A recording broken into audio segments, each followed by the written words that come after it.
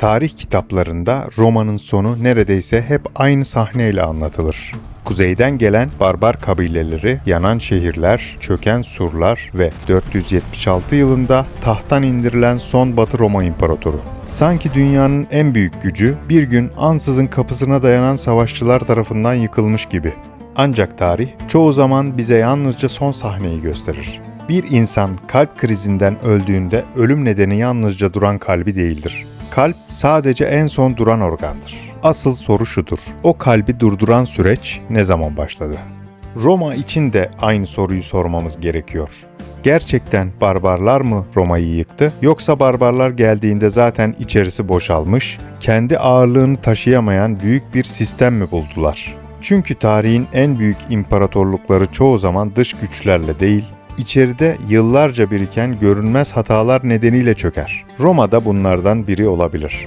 Bu bölümde Roma'nın son 200 yılını inceleyeceğiz. Paranın nasıl değerini kaybettiğini, vergilerin neden üretimi öldürdüğünü, devlet büyüdükçe toplumun neden küçüldüğünü ve dünyanın en güçlü ordusuna sahip bir imparatorluğun neden kendi ekonomisini besleyemez hale geldiğini. Ancak hiçbir medeniyet tek bir nedenle yükselmez ya da çökmez. Roma'nın hikayesi de tek bir açıklamayla özetlenemez. Bu bölümde ekonomik, kurumsal ve siyasi mekanizmaları birlikte inceleyerek büyük resme bakmaya çalışacağız. Çünkü bazen en büyük savaşlar meydanlardan önce muhasebe defterlerinde kaybedilir.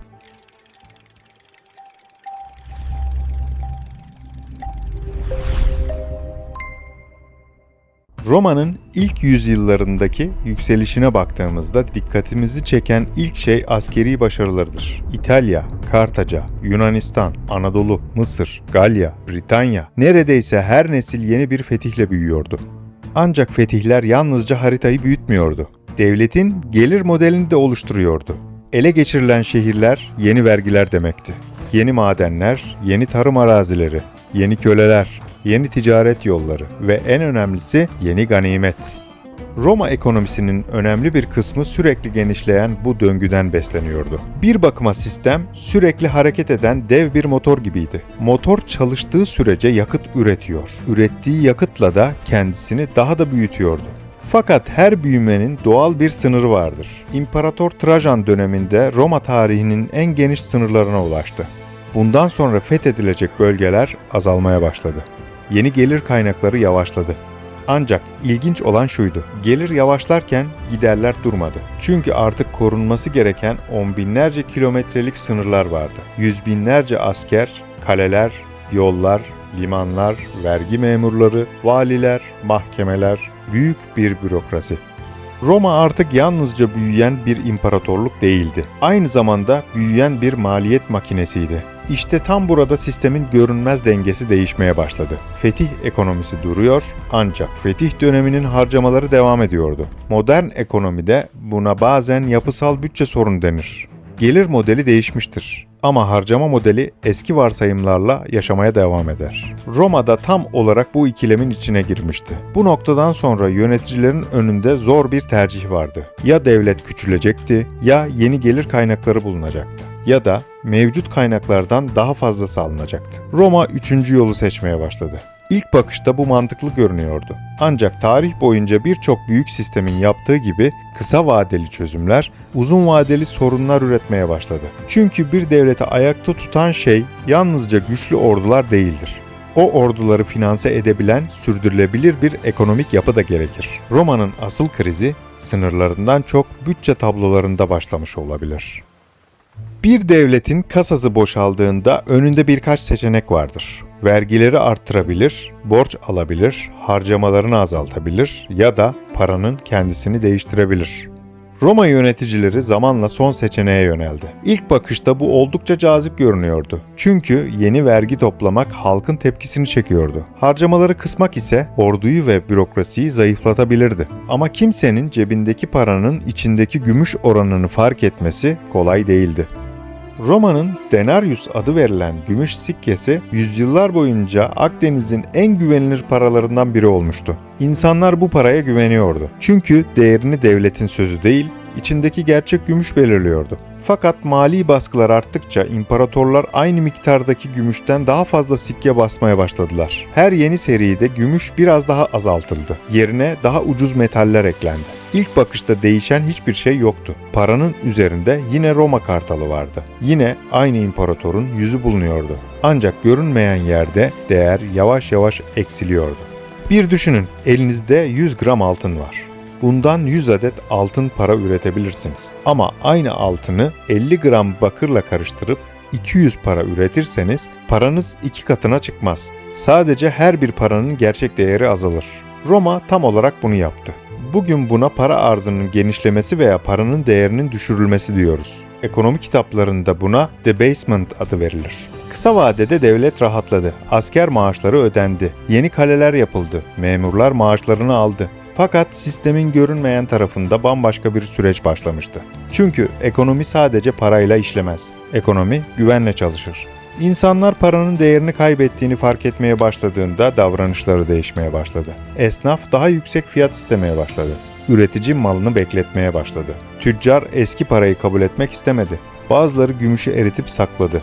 Bazıları ise ticaretten tamamen çekildi. Devlet yeni para bastıkça toplum paradan kaçmaya başladı. Roma'nın en büyük sorunu para basması değildi.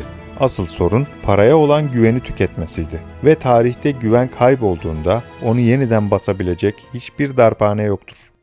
Enflasyon yükseldikçe Roma yönetimi sorunun nedenini yanlış yerde aradı. Fiyatlar artıyordu, pazarlar karışıyordu, temel ihtiyaç ürünleri pahalanıyordu. Ancak yöneticiler bunun nedenini kendi para politikaları olduğunu kabul etmek yerine suçluyu tüccarlarda aramaya başladılar. Onlara göre sorun açgözlü satıcılardı. Çözüm ise fiyatları devletin belirlemesiydi. Milattan sonra 301 yılında İmparator Diocletian tarihin en kapsamlı ekonomik müdahalelerinden birini yürürlüğe koydu. En yüksek fiyatlar fermanı, yani Edictum de Praetoriis. İmparatorluk genelinde yüzlerce ürün ve hizmet için devlet tarafından tavan fiyat belirlendi. Buğday, et, şarap, ayakkabı, kumaş, nakliye ücretleri, doktor maaşları, öğretmen ücretleri, hatta köle fiyatlarına kadar her şey listelendi. Ve bu fiyatların üzerine satış yapanlara ağır cezalar getirildi. İlk bakışta bu halkı koruyan adil bir karar gibi görünüyordu. Fakat ekonomi emirle çalışan bir sistem değildir. Bir çiftçi düşünün. Bir yıl boyunca üretim yapıyor, vergisini ödüyor, tohum alıyor, nakliye masrafı ödüyor ve sonunda devlet ona ürününü şu fiyattan fazlasına satamazsın diyor. Eğer belirlenen fiyat maliyetini bile karşılamıyorsa neden üretmeye devam etsin? İşte tam burada teşvik mekanizması bozuldu. Bazıları üretimi bıraktı. Bazıları mallarını sakladı. Bazıları kaçak ticarete yöneldi. Kara borsa büyüdü. Resmi pazarlarda raflar boşalmaya başladı. Devlet fiyatları düşürmeye çalışırken ürünleri tamamen ortadan kaldırdı. Çünkü devlet fiyatları belirleyebilir ama insanların üretme motivasyonunu emirle oluşturamaz. Ekonomide asıl belirleyici unsur kurallar değil, teşviklerdir. Roma bunu çok pahalı öğrendi. Devlet piyasaya biraz daha müdahale etti. Piyasa biraz daha küçüldü. Vergi gelirleri düştü. Vergiler düştükçe devlet daha fazla müdahale etti. Ve sistem kendi kendini besleyen bir kısır döngüye girdi. Roma artık barbarlarla savaşmıyordu. Kendi ekonomi politikalarının sonuçlarıyla mücadele ediyordu. İşte bu noktada tarih bize önemli bir ders verir. Büyük devletler çoğu zaman tek bir yanlış karar yüzünden çökmez. Birbirini düzeltmek için alınan yanlış kararların üst üste birikmesiyle çöker. Ve Roma'nın önünde artık son bir sorun kalmıştı. Ekonominin omurgasını oluşturan üretici sınıf yavaş yavaş sistemi terk etmeye başlıyordu.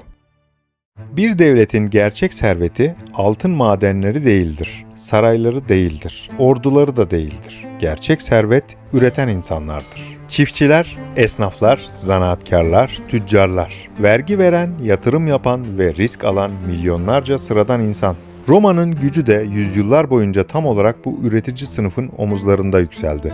Ancak ekonomik kriz derinleştikçe devlet daha fazla gelire ihtiyaç duyuyordu. Çözüm yine aynı yerde arandı. Vergiler arttırıldı. Yeni vergiler getirildi. Vergi tahsilatı sertleştirildi. Özellikle şehirlerde vergileri toplamakla yükümlü olan Kuryales adlı orta sınıf aristokratlar eksik kalan vergileri kendi ceplerinden ödemek zorunda bırakılarak yoksullaştırıldı. Borçlarını ödeyemeyen köylüler topraklarını kaybetmeye başladı. Bazıları büyük toprak sahiplerinin korumasına sığındı. Bazıları ise üretimi tamamen bıraktı. Devlet bunu engellemek için daha sert kurallar koydu. Çiftçilerin toprağını terk etmesi yasaklandı. İnsanlar özgür vatandaş statüsünden çıkarılıp toprağa bağlı serflere dönüştürüldü. Tarihçilerin serfleşme süreci dediği bu sistem feodalizmin ayak sesleriydi. Bazı meslekler babadan oğula zorunlu hale getirildi. Fırıncıların çocukları fırıncı, demircilerin çocukları demirci, çiftçilerin çocukları çiftçi olmak zorundaydı. İlk bakışta bu, düzeni koruyan bir sistem gibi görünüyordu. Fakat aslında ekonomik hareketliliği öldürüyordu. İnsanlar artık daha iyi üretmek için değil, hayatta kalabilmek için çalışıyordu. Çünkü ödül küçülmüş, risk büyümüştü. Bir ekonomide teşvikler kaybolduğunda üretim de kaybolur. Roma'nın üretici sınıfı giderek küçülürken devlet büyümeye devam etti. Bu çok ilginç bir paradokstu. Ekonomi küçülüyor ama bürokrasi büyüyordu. Vergi verenler azalıyor, vergi toplayanlar artıyordu. Üretenler yoksullaşıyor, yönetenler çoğalıyordu. Bir süre sonra sistem kendi ağırlığını taşımakta zorlanmaya başladı. Çünkü hiçbir devlet sürekli küçülen bir ekonomik tabanın üzerinde sonsuza kadar büyüyemez. Roma'nın görünmeyen çöküşü işte burada yaşandı. İnsanlar artık Roma için çalışmıyordu. Sadece Roma'dan kurtulmaya çalışıyordu. Ve bir devlet için bundan daha tehlikeli çok az şey vardır. Çünkü vatandaşların en büyük hedefi sistemin içinde yükselmek değil, sistemden kaçmak olduğunda çöküş artık yalnızca zaman meselesidir. Ve sonunda tarih kitaplarında anlatılan sahne geldi. Vizigotlar, Vandallar, Hunlar, Germen kabileleri Batı Roma sınırlarını zorlamaya başladı. Bugün bu olaylar çoğu zaman Roma'nın çöküş nedeni olarak anlatılır. Peki gerçekten öyle miydi? Bir düşünelim. Eğer Roma hala Augustus dönemindeki ekonomik gücüne, Trajan dönemindeki üretim kapasitesine ve Cumhuriyet dönemindeki toplumsal dinamizmine sahip olsaydı, aynı barbar kabileleri bu imparatorluğu yıkabilir miydi? Kesin bir cevap vermek mümkün değildir. Ancak tarih bize önemli bir ipucu sunuyor. Roma, barbarlarla yüzyıllar boyunca zaten savaşıyordu. Bu yeni bir durum değildi. Yeni olan Roma'nın artık aynı Roma olmamasıydı. Ordunun maaşını ödemek zorlaşmıştı. Sınır garnizonları zayıflıyordu. Bazı birlikler maaş yerine toprak talep ediyordu. İmparatorlar giderek daha fazla Germen paralı asker yani foederati birlikleri kullanmaya başladı. Çünkü kendi vatandaşlarından yeterince asker çıkaramıyorlardı. İlginç olan şuydu. Roma'yı savunması gereken ordunun önemli bir kısmı artık barbar kökenliydi. Bu durum tek başına bir çöküş nedeni değildi. Ama sistemin ne kadar değiştiğini gösteriyordu. 476 yılında Germen komutan Odoacer, son Batı Roma İmparatoru Romulus Augustulus'u tahttan indirdi. Genellikle bu tarih Roma'nın yıkıldığı gün olarak kabul edilir. Fakat belki de Roma o gün yıkılmadı. Sadece ölüm belgesi yazıldı. Çünkü asıl çöküş yıllar önce başlamıştı. Paranın değer kaybettiği gün, üretimin azaldığı gün, vergilerin teşviki öldürdüğü gün, devletin vatandaşına güvenmeyi bıraktığı gün ve vatandaşın da devlete güvenini kaybettiği gün.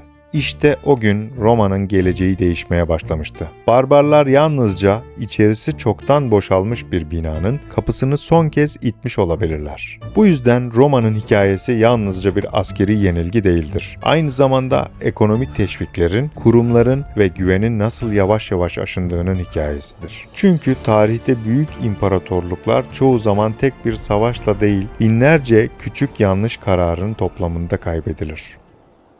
Roma'nın hikayesi bize yalnızca geçmişi anlatmaz, bugünü de anlamamızı sağlar. Çünkü teknoloji değişebilir, silahlar değişebilir, haritalar değişebilir.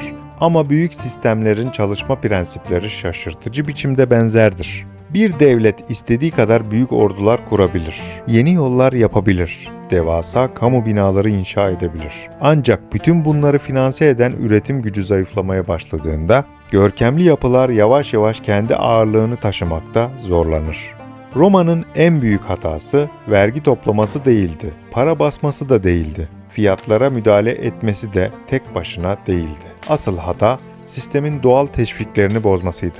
Çünkü insanlar yalnızca kanunlarla değil, teşviklerle hareket eder. Bir girişimci yatırım yapıyorsa, bir çiftçi üretmeye devam ediyorsa, bir tüccar risk alıyorsa, bunun nedeni devletin emretmesi değildir. Bunun nedeni bunun karşılığını alabileceğine inanmasıdır. İşte güven denilen şey tam olarak budur. Ekonominin görünmeyen sermayesi ve güven bir kez kaybedildiğinde yeniden inşa edilmesi en zor kurumdur. Roma'nın çöküşü bize başka bir gerçeği daha gösteriyor. Hiçbir medeniyet tek bir savaşla yıkılmaz. Çöküş önce görünmeyen yerde başlar.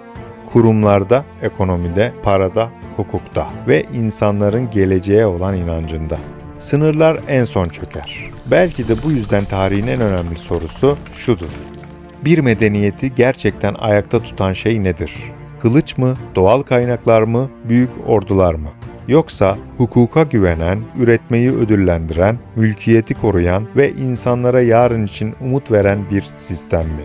Roma çöktü fakat onun hataları tarihten hiç silinmedi.